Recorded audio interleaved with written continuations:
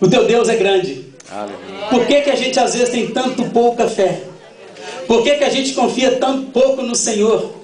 Por que que a gente fica tão embaraçado com as coisas dessa vida? O nosso Deus é aquele que está sentado no trono, que nós não somos capazes nem de descrevê-lo, nem de chamá-lo pelo nome. Só aquele que está sentado no trono não é ninguém mais e ninguém menos do que o teu Pai.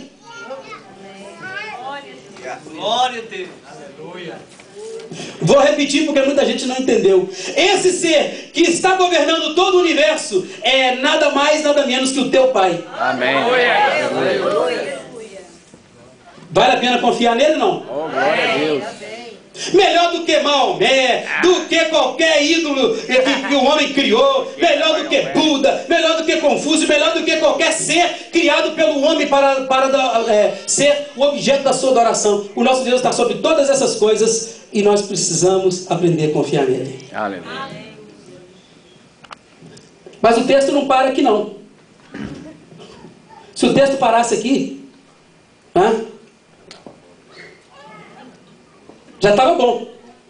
Mas aí o texto não para, o texto diz o seguinte, versículo 6: há diante do trono um como mar de vidro, semelhante ao cristal, e também no meio do trono, e à volta do trono, 4 seres viventes. Ou seja, em volta do trono de Deus, não na frente, mas em volta, estão 4 seres viventes. Esses 4 seres viventes são descritos como, você pode acompanhar aí comigo, eles são descritos como: o primeiro, semelhante ao leão.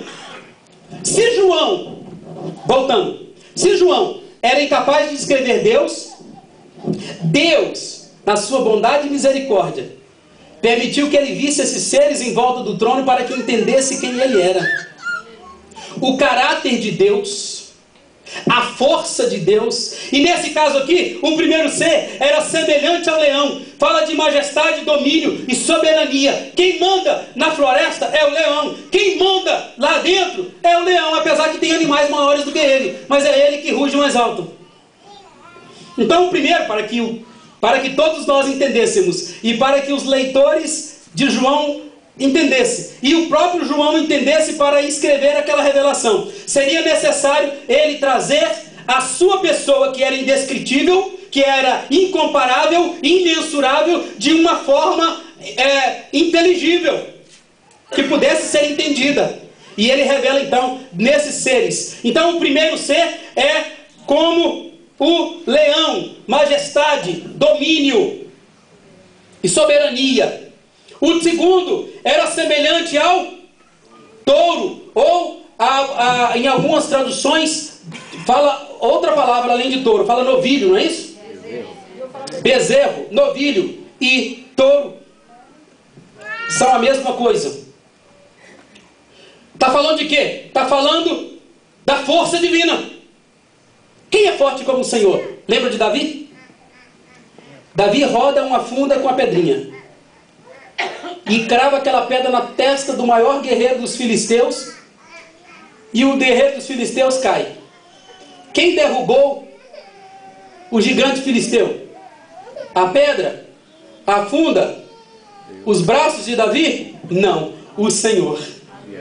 Porque você vem contra mim, Golias, com espadas, com lanças e escudos, eu vou contra você em nome do Senhor dos exércitos. E foi o Senhor dos exércitos que derrubou o gigante. Não foi Davi, não foi a funda e muito menos a pedra. Aleluia.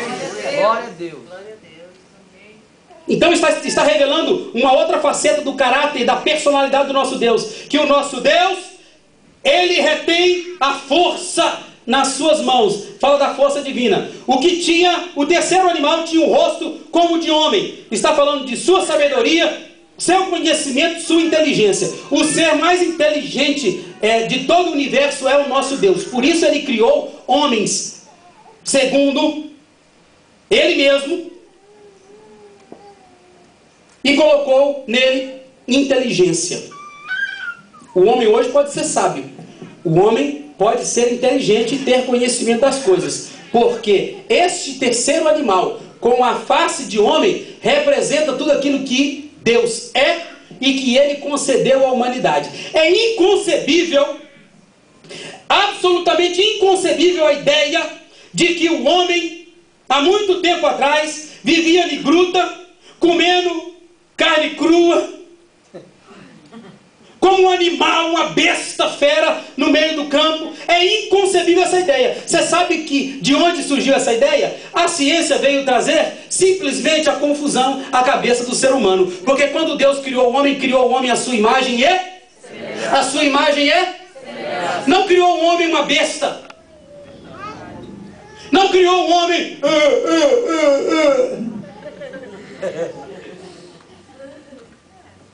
Deus criou o homem com inteligência.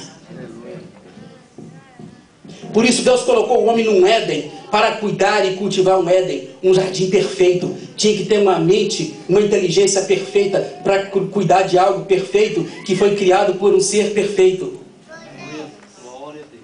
Essa ideia, e o homem veio do macaco. Não é assim? Não é assim que você vê aí os desenhos? Vem lá um animal, literalmente um animal, né?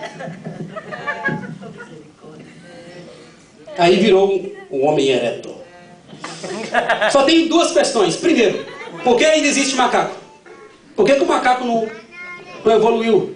Porque não era para ter macaco nenhum mais no mundo. Porque a evolução não para. Eles estão agredindo a nossa inteligência. Agredindo a nossa inteligência. Porque se a evolução aconteceu até um tempo, ela tinha que estar acontecendo até hoje. E não existiria macaco. Segundo, se a espécie evoluiu, uma macaca tinha que dar à luz a uma criança já. Evoluiu ou não? Por que uma macaca pare um macaco e não uma criança? Vai agredir a inteligência de outro. E tem muita gente que acredita nisso. Muita gente viajando nessa maionese. É por isso que eu sou peludo. Please. Deus criou o homem com sabedoria, conhecimento e inteligência. Eu não aceito nenhum cientista agredir a minha inteligência. Eu não sou nenhum tapado. Isso se alastrou muito no Brasil, porque no Brasil existe uma evasão muito grande na escola, primária ainda. Na escola secundária e até no high school é uma evasão. Porque eles não incentivam o jovem do Brasil a estudar. Faculdade? Nem pensar. Caríssima. Para quê? Porque o povo fica burro. Povo burro é fácil governar. Mas Deus não criou ninguém burro. Deus criou o homem inteligente. Deus criou o homem, sabendo julgar as coisas, o que é certo e o que é errado. Hoje, infelizmente, por causa da corrupção do pecado, o homem está se transformando num animal. Porque um camarada que tem coragem de estuprar sua filha, ele não passa na minha frente não, quando eu dou um couro nele. Sem pecado. A corrupção do ser humano chegou a um nível tão horrível, tão imundo e tão sujo, que uma mãe pega 5 filhos e afoga dentro de uma banheira.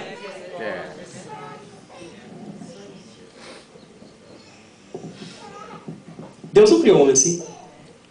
O homem está se tornando assim por causa da corrupção do pecado.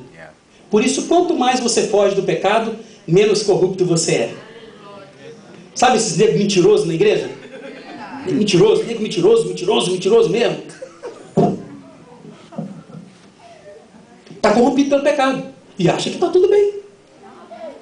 O pecado corrompe e destrói a imagem de Deus. Hoje que nós temos hoje o que nós somos, não é mais a imagem nem a semelhança de Deus. Não pode ser.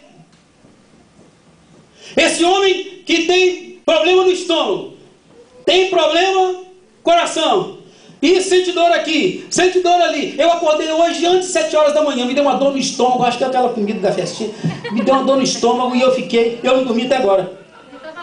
A comida estava excelente, mas o problema é que eu já estou com um probleminha no estômago e me fez mal.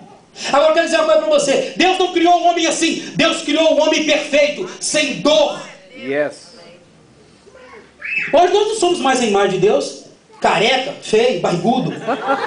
Se não é a imagem de Deus mais, doente,